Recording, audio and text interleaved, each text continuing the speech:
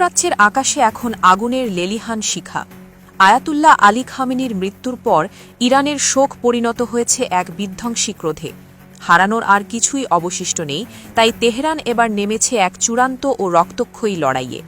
শুরু হয়েছে operation true promise 4, যার মূল লক্ষ্য মধ্যপ্রাচ্যের বিভিন্ন দেশে ছড়িয়ে থাকা মার্কিন সামরিক ঘাঁটি এবং ইসরায়েলি স্থাপনা।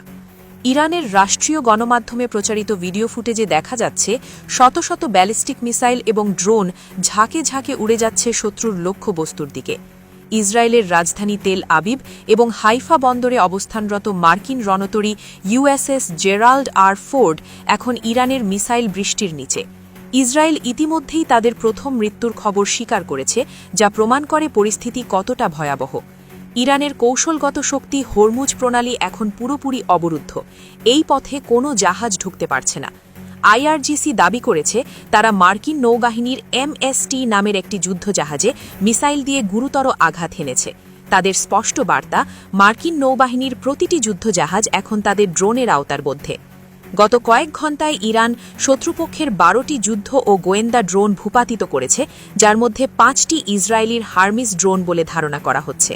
তবে আইআরজিসির সবচেয়ে বড় সাফল্য হল 5000 কিলোমিটার পাল্লার আমেরিকান FP-132 রাডার ধ্বংস করা। এই অত্যাধুনিক রাডার ধ্বংস করে ইরান বুঝিয়ে দিয়েছে তাদের প্রযুক্তিগত সক্ষমতা এখন আর ফেলনা নয়।